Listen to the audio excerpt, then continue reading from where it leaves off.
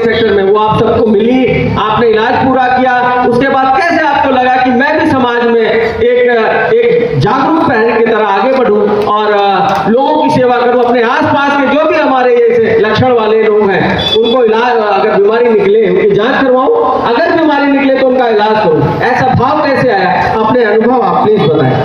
Hello everyone, my name is Muskan और मैं भी टीवी चैंपियन हूँ। कुछ साल पहले मुझे भी टीवी हुआ था और जब मैं 8 साल की थी तभी हुआ था मुझे टीवी एक बार। तो मेरी नॉर्मल टीवी थी जो मेरे 2 साल तक तब भी इलाज चला था और टीके भी लगे थे मुझे उस टाइम पर। उस टाइम पे मैं बच्ची थी तो मुझे इतना कुछ इफेक्ट नहीं पड़ा, दवाई खिलाया पापा ने, मैंने खा लिया, तब तक तो ठीक था। जब मैं 18 साल की और मुझे दोबारा हुआ उस टाइम तक मुझे बहुत ज़्यादा, मतलब मैं खुद से इलाज करवा रही थी, खुद आना खुद जाना हर जगह, खुद डॉक्टरों से मिलना। तो मेरा नॉर्मल फिर से मेरा दोबारा से इलाज चला था। उसके बाद मुझे MDR हो गया, 10 मंथ नॉर्मल दवाई खाने के बाद मुझे MDR के लिए बोला। MDR